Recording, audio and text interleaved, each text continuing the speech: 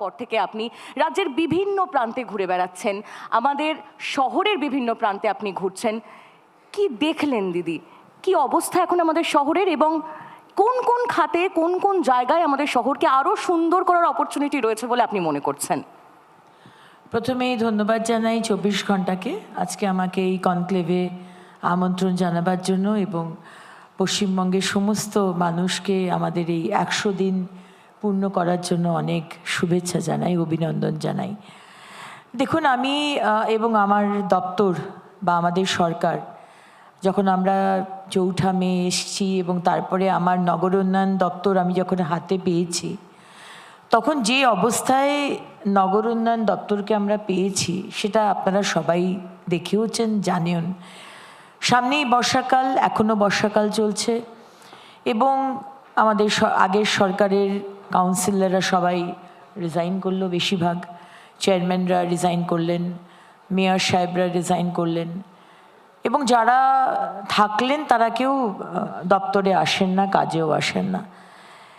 সুতরাং এইরকম একটা সময় যখন দপ্তরকে হাতে পেয়েছি, তখন আমরা শুধু পুরো টিম এবং সরকারের তরফ থেকে পুরো সরকারের সবাই আমরা একসাথে মিলে জল যাতে না জমে বর্ষাকালে এইটা চেষ্টা করেছি। এবং এই 15 বছর বা তার আগে 34 বছর এই সময়টা তো আমরা পাইনি। 110 দিন আমাদের হাতে হয়েছে আর কি, আমরা সবে 10 days ওল্ড।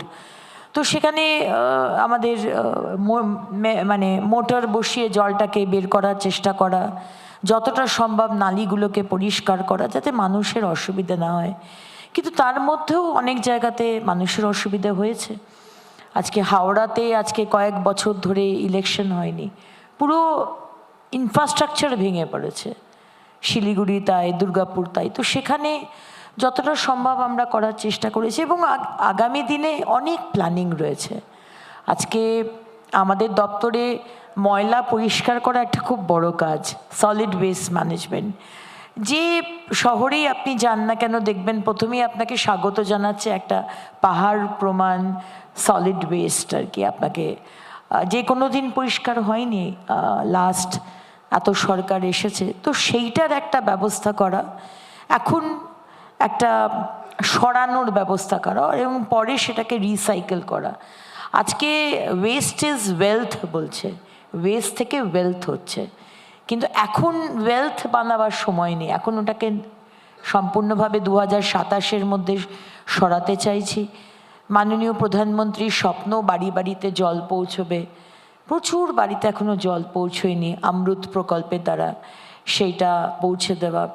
তাছাড়া তো কলেজ স্ট্রিটকে সুন্দর করে সাজিয়ে লন্ডনের অক্সফোর্ড স্ট্রিটের মতো তৈরি করা, যেখানে নো ভেহিকল জোন হবে। ট্যাংরা, the China town, and probably the only China town. আমরা মিস্টার সুশীল মোহতা ক্রেডাইকেও বলেছি, মিস্টার দেবাশিস সেনের সাথেও কথা হয়েছিল।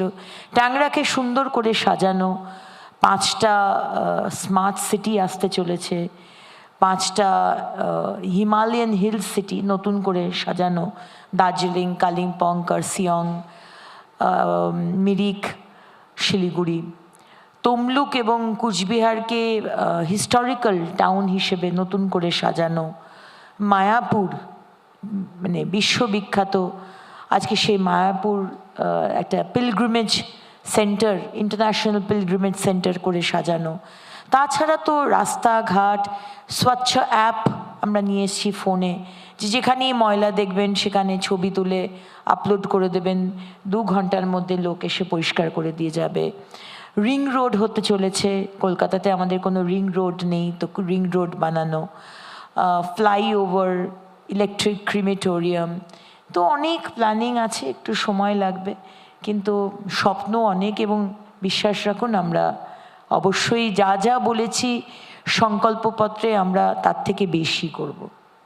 একেবারে। এবং এই বিষয়টাকেই আপনি যে পয়েন্টগুলো তুলে ধরলেন লগ্নিমিত্রাদি, সেই পয়েন্টগুলো নিয়ে আমি একটু সুশীল স্যারের কাছ থেকে জানতে চাইবো। আচ্ছা, এই যে আমরা তো জানি যে যদি কোনো প্রথমেই হচ্ছে দর্শনদারি, তারপর গুণবিচারী। বাংলার আওয়াজ, বাঙালির আবেগ, জি 24 ঘন্টা।